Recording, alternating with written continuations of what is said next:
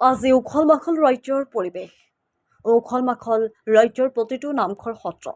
গুৰুজনৰ নামেৰে মুখৰিত ৰাজ্যৰ সত্ৰ নামঘৰত আজি হৈছে মহাপুৰুষ শংকৰদেৱৰ 457 সংখ্যক তিৰুভাৱ তিথি। পুৱাৰে পৰা হৰিনামৰ ধ্বনিৰে গুঞ্জৰিত ৰাজ্যৰ সত্ৰ নামঘৰ। আজি বৈষ্ণৱ ধৰ্মৰ পবিত্ৰ দিন।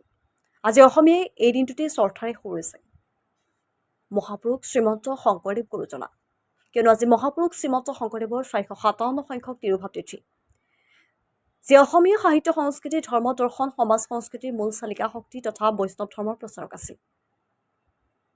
আজক ভক্তিৰসত বুৰ গৈছে আজি সমগ্ৰ ৰাজ্য। পুৱাৰে পৰা হৰিনামৰ ধ্বনিৰে গুঞ্জৰিত হৈছে সত্ৰ নামঘৰত।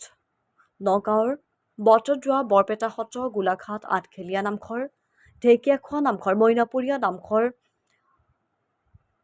মাজুলী সত্ৰ লগতে সকলোতে শ্ৰীমন্ত শংকৰদেৱৰ তিৰুভাৱ তিথিৰ আয়োজন কৰা হৈছে।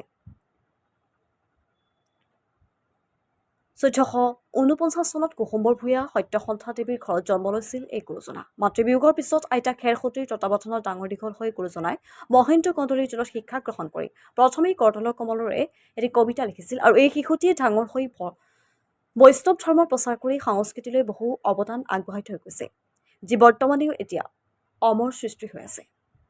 আজি এই শংকৰ গুৰুজনাৰ তিৰুভাৱ তিথি।